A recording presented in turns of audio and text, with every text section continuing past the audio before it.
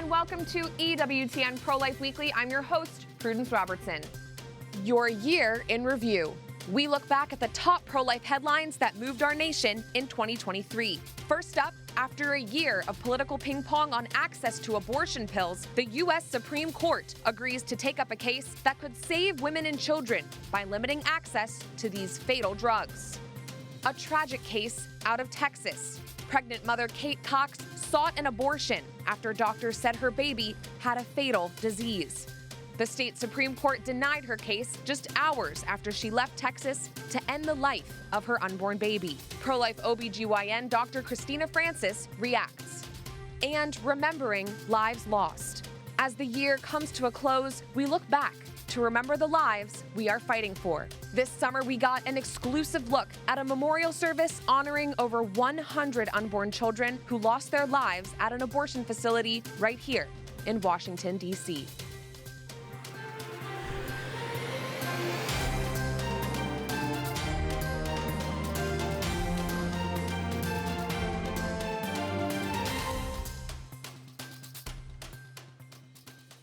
Breaking news from the nation's capital this week, the Supreme Court will hear cases regarding access to the abortion drug mifepristone, the first of two drugs used in a chemical abortion. Last year, a group of pro-life doctors filed a lawsuit against the Food and Drug Administration in an attempt to take the pills off the market. In April of 2023, a district judge agreed with their suit. And in August, the Fifth Circuit Court of Appeals ruled that the drug can still be available, but could not be dispensed through the mail. Then, President Biden and the company who makes abortion pills asked the Supreme Court to weigh in. Now the High Court has agreed to consider the pro-abortion appeals, and we'll hear oral arguments this coming spring. A ruling will likely be issued next summer. For now, mifepristone remains on the market. We go now to Owen Jensen and Eric Rosales, White House and Capitol Hill correspondents for EWTN News Nightly. Gents, thanks for being here today. Owen, I understand you have reaction from the White House to this Supreme Court news. What are they saying? Yeah, that's right. It was all of two paragraphs from the press secretary, Karine Jean-Pierre. Let me just start with sentence number one from the first paragraph. Across the country, we've seen unprecedented attacks on women's freedom to make their own health decisions. States have imposed extreme and dangerous abortion bans that put the health of women in jeopardy and that threaten to criminalize doctors for providing the health care that their patients need and that they are trained to provide. No woman should be unable to access the health care that she needs. This should not happen in America, period. I could go on, but you can see the gist of their argument here. Yes, thank you for that, Owen. And going off of that, over the past year, the Biden administration has put the pedal to the metal when it comes to abortion. Vice President Kamala Harris toured college campuses across the country this year, essentially stumping for abortion. Can you tell us about this tour? Yes. Well, let's go back to day one of the administration. The Biden-Harris administration has been full go on abortion, starting with rescinding the Mexico City policy. Then, Vice President Harris basically spearheading the whole abortion push. She's been holding these reproductive rights, they call them, healthcare roundtables across the country, meeting with abortion advocates and activists and local and state leaders. And then most recently, she held something called the Fight for Our Freedoms college tour. I got it right here in my hand. They basically run around different colleges and packing the places in gymnasiums and whatnot, and 18, 19, 20-year-olds screaming and hollering and hooting as she came in there. Basically, it was like a pep rally, you'd say, for abortion. So that's been what she's been doing the last several months now, especially since the Dobbs case overturned Roe v. Wade. Sure, right. And Eric, I want to go to you. We've been following on the Hill Senator Tuberville's holdout of military nominations for most of the year. Did anyone expect he would relent after 10 months? Well, I'd have to say everyone here except him. We have to remember that this is a former college football coach turned senator who has been booed by thousands of people in a stadium setting, so he's not afraid to ruffle any feathers up here on Capitol Hill. And Senator Tuberville pretty much told me that he's really upset with the lack of leadership in the Republican Party. He says that the GOP should be the ones for pro-life, but the way that pro-life Republican senators like Senator Joni Ernst and Dan Sullivan and even Lindsey Graham called him out on the Senate floor and went after him, Senator Tuberville tells me that he didn't want Democrats forcing a rules change, so he decided to back off. He also said that he can't believe that Republicans were going to go along with the vote with Democrats to change the rules. Senator Tuberville says that he's going to continue his fight for the unborn and represent the people of Alabama. But the fight isn't over for the pro-life community. We have to remember that Senator Dan Sullivan, who was part of the Armed Services Committee, well, he's going to be going after the third in charge of the Pentagon. That's a civilian employee who still has to be confirmed, and he's the one who would oversee the DOD's abortion travel policy. And Senator Sullivan tells me that he's confident that he has the votes to actually stop the nomination. So, Prudence, there is hope for the pro-life community. Eric, going back to Capitol Hill, the battle continues now over the military's abortion policy as Congress moves towards passing the National Defense Authorization Act. Now, the current version of this bill, which funds the entire military, doesn't include any provisions that protect unborn life. Is that correct? What can you tell us? Yeah, that is correct. You know, Senator Joni Ernst tells me that she tried, that is, twice to keep out of the DOD's abortion travel policy out of the bill, but it failed. There are some pro-family provisions that did get in, language like prohibiting the DOD from requiring the use of gender pronouns and personal pronouns, and also funding to promote critical race theory for service members and service academies. But what is concerning is items like sex reassignment surgeries paid for through TRICARE, which is basically tax dollars, that was left in, along with pornographic school library books on bases and even drag shows at military installations. Those can still occur. But getting back to the pro-life measures, pro-life senators tell me that the Biden administration is really just pushing the envelope every single time, trying to allow for abortion on demand. So unfortunate. Well, Eric Rosales and Owen Jensen, it's an honor to report alongside you for EWTN. Thanks for your excellent coverage of the pro-life issue over this year. Thank you. God bless. All right. In 2023, we celebrated an important milestone, the one-year anniversary of the Dobbs decision, which overturned Roe v. Wade. Since the Dobbs decision in June of 2022, nearly half of states have advanced laws restricting abortion, resulting in an increase in births in states like Texas, Mississippi, and Missouri. But Planned Parenthood and the abortion industry have not gone away quietly and encouraged people in those states to travel elsewhere to end the lives of their unborn children. A report by Axios shows that the rate of abortions overall actually increased in 2023, with the highest increases taking place in Illinois, Florida, North Carolina, California, and New Mexico. In June, we spoke with Attorney General Lynn Fitch of Mississippi to hear how she's been leading on life amidst this ever-changing landscape of abortion laws. I'm here with Attorney General Lynn Fitch from Mississippi. Her case overturned Roe versus Wade. So we're here today at the Lincoln Memorial. Attorney General Fitch, thanks for being with us. Talk to me about what it means to you to be here today. Gosh, what an incredible day today. What a blessed day that God has given us here. This is a one-year anniversary from the Dobbs decision. Oh my goodness. I mean, just the incredible things that have happened in the past year after receiving that decision. It's just changed the way history is being made in our country, in our respective states. You know, it's just such an honor to be a part of the team that we championed pro-life, how we've gotten here 50 years, and now we can celebrate the decision of overturning Roe v. Wade. It's a very exciting day. And talk to me a little bit about what this year has been like for you in the state of Mississippi. You guys pretty much banned abortion the day that Roe was overturned. You started that process. So talk to me about the ways that you've empowered women to choose life since then. Well, it was a very quick turnaround. We immediately jumped right back in, fought those last legal battles, and then immediately started to work on next steps. You know, because we asked the justices for the job. We told them the American people are ready, and we truly are. So now in that regard, we have to have an action plan. So in Mississippi, we truly engaged. So as soon as the decision came down, we started working on our plan. We call it the Empowerment Project. Not just only for our state, but we hope other states will adopt it too, because that's truly how we change the hearts and minds of our fellow Americans. So we're doing a lot of exciting things. There are many pillars in the Empowerment Project. One is to have affordable, accessible, quality child care. It is so important to have that in our state, in our country. It shouldn't cost more to send children to daycare than it does to send them to a fine college or university. We've got to promote workplace flexibility.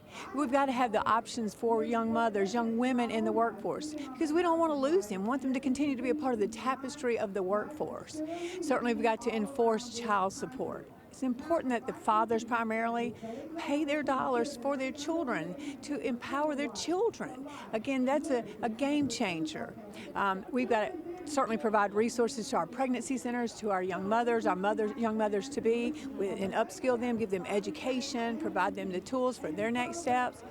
And then lastly, we've got to fix the broken adoption and foster care systems. We've got to get these children into forever homes as quickly as possible. And one final question before I let you go and give, I'm sure, what will be a remarkable speech. Talk to me a little bit about your message to attorneys general across the country and state legislators. You know, you have been so bold in standing up for the unborn, taking this case to our highest court. So what's your message to them? Well, we have to continue to work together.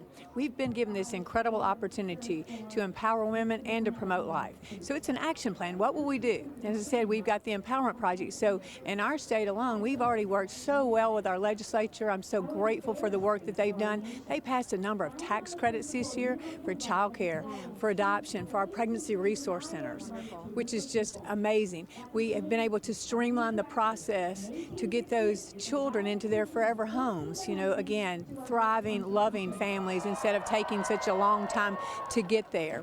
We've been engaged in full year of postpartum for our mothers. Again, important to lift them up in that regard. We actually were able to create the Mama program this year, which one of my particular favorites, Mississippi Access to Maternal Assistance Mama program, so that young mothers to be can click online. It's going to be a website and an app, and they can find all the public-private resources right there available to them in their particular county, so you can move right forward to finding those resources that will help them in their next steps. I love that name, Mama Program. It's so fitting. Well, Attorney General, thank you so much for talking to us today. Thank you. It was an honor to speak with you, and congratulations again on this momentous anniversary. Thank you. What an incredible day for all of us in our country. Thank you. And other news that moved our nation and world this year, a ballot loss in Ohio that cemented into their constitution abortions past the point at which a baby can survive outside the womb. Ohio was the 8th state since the overturn of Roe where the pro-life movement has experienced a loss at the ballot box. And in 2024, as many as a dozen states could see similar attempts to force abortion onto the ballot. This includes some states whose voters have consistently voted to protect life for decades, such as Arkansas and Missouri. Pro-abortion state and national leaders have made it clear that they are pulling out all the stops to advance their agenda, even with Roe v. Wade on the ash heap of history.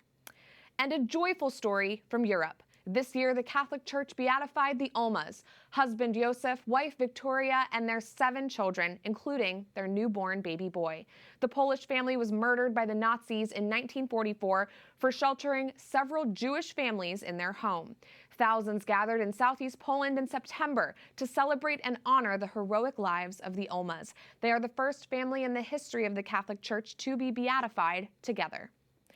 Coming up, Texas woman requests an abortion from the state Supreme Court after her baby received a fatal diagnosis. Pro-life doctor Christina Francis reacts. Plus, a memorial for unborn lives. We look back at a burial service for babies brutally killed by abortionists. We have that special story for you next.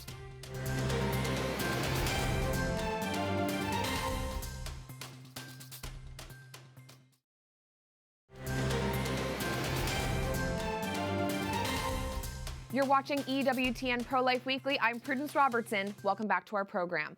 We now bring you the latest in the case of Kate Cox, a woman who recently traveled out of her home state of Texas to end the life of her unborn child.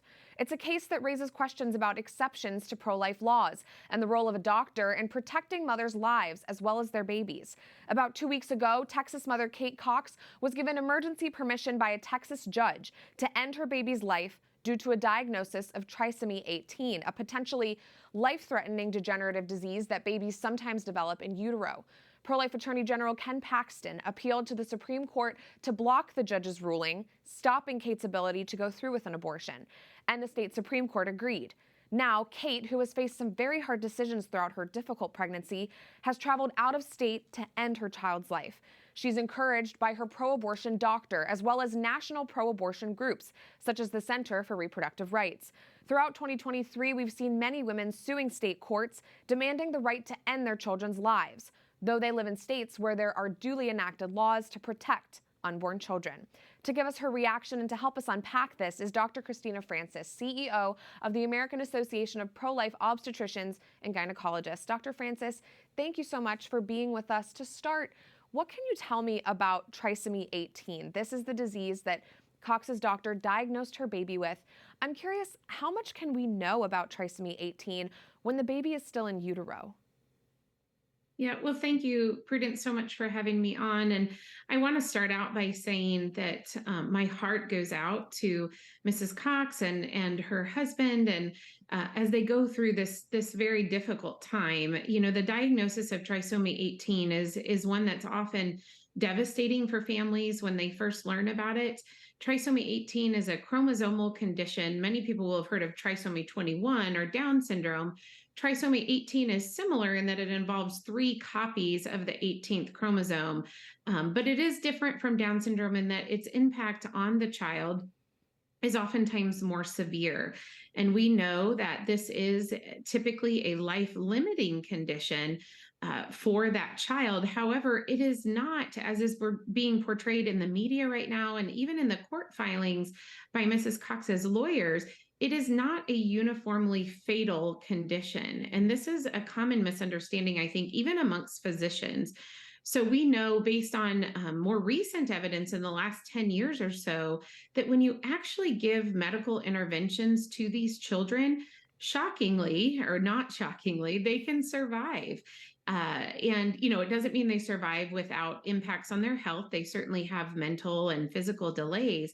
But some of these children survive into their teens or even early 20s, again, with appropriate medical intervention. And so just a short review of some of the data that we have.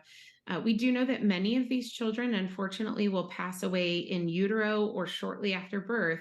But for those that survive to 1 month of age, which may be as high as about 15%, if they are given appropriate medical interventions, up to 70% in some studies of them will survive until 1 year of age. And then if they survive till 1 year of age, the likelihood is very high that they will survive into their teen years. However, it does require that we see these children as human beings with value and worth and as our patients, and that we give them appropriate medical care. Absolutely. And Kate Cox's judge and doctor also cited threats to her health in allowing her this abortion. Can you speak to how trisomy 18 might affect the mother's health? Absolutely. Well, of course, I can't comment specifically on Miss Cox's case because I don't have her full medical record in front of me. But what I do have are the publicly filed court documents. We know that trisomy 18 in and of itself does not pose a life-threatening risk to the mother.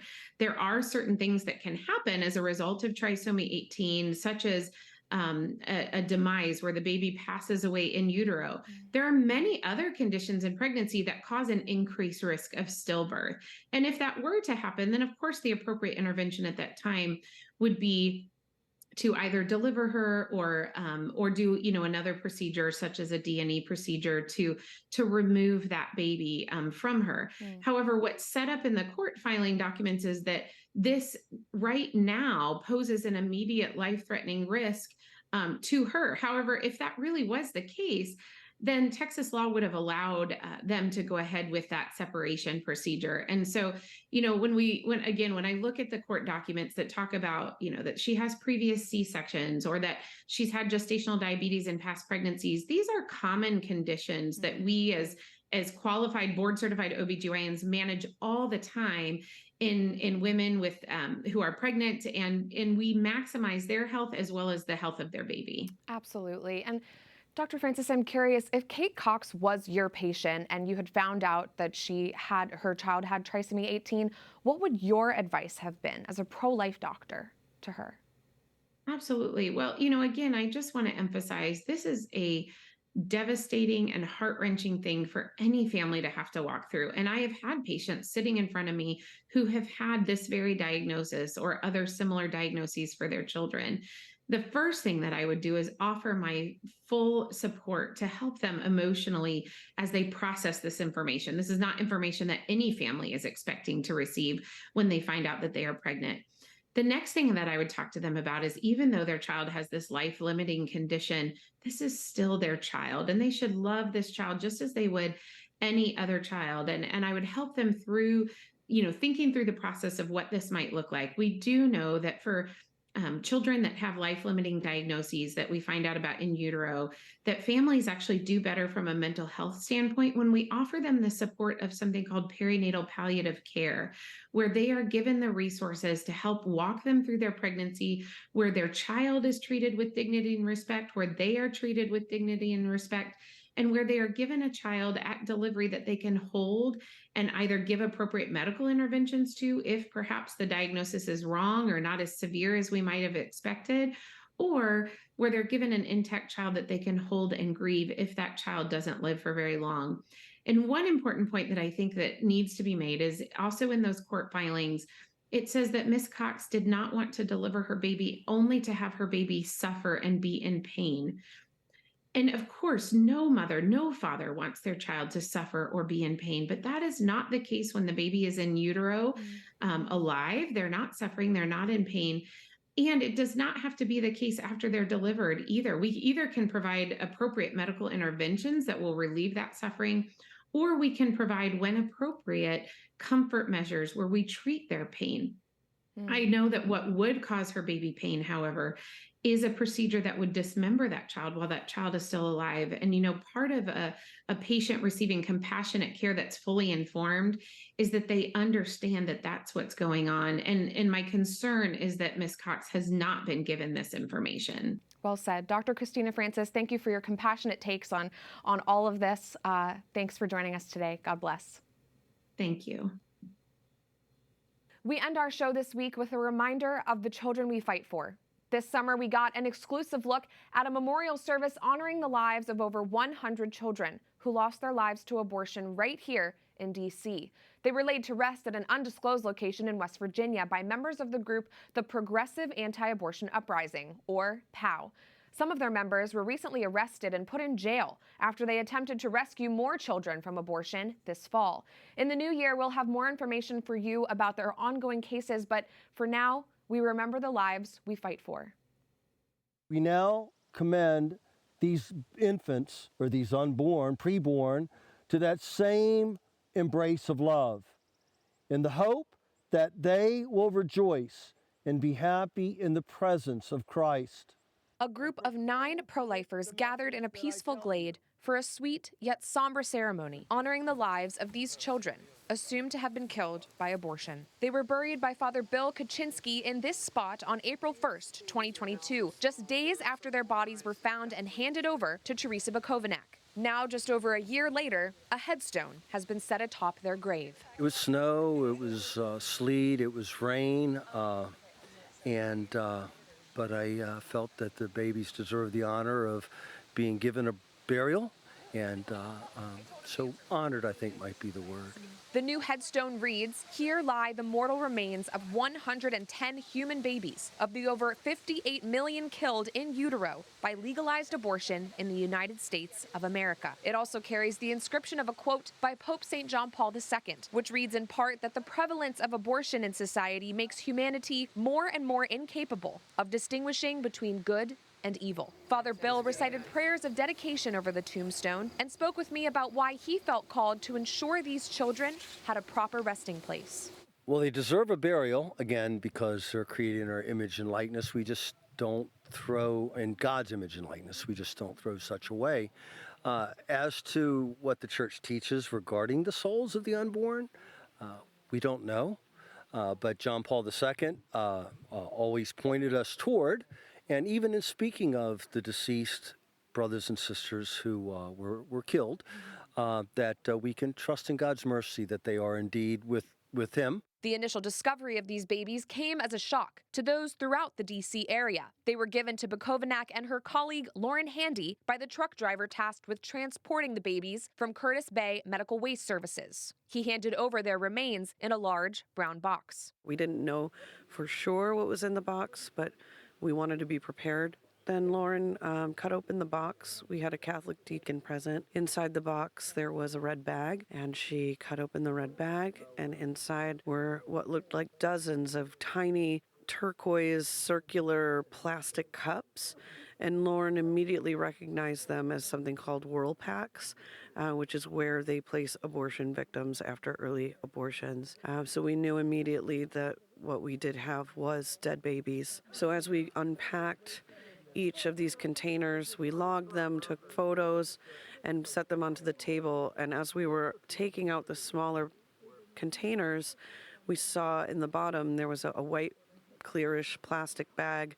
And when Lauren lifted it up, there were 5 much larger buckets. Along with the remains of these 110 children, 5 others were found in the box. A group of medical experts, including former abortionists, determined that those 5 had been aborted much later in pregnancy. She lifted out the most beautiful baby boy. His skin was pink. He was completely intact.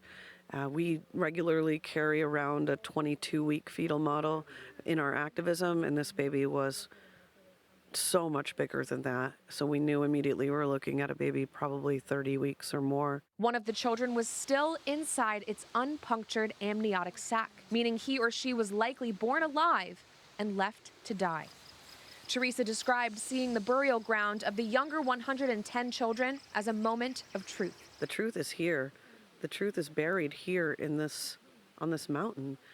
These babies existed and they were killed, and now they are buried. We promised the driver of the truck who allowed us to take the box that these babies would be buried. And so we are very grateful that Father Bill was able to take the smaller 110 into his possession and bury them, give them the burial that we promised. Bukovinak and Handy decided to turn over the bodies of the 5 older children to the authorities. Because they were killed so close to birth, it's possible that these children could have been killed illegally in violation of the Partial Birth Abortion Act, enacted by Congress in 2003. Pictures of the 5 have been presented in congressional hearings, and POW is advocating for thorough investigations to be launched to learn more about their deaths.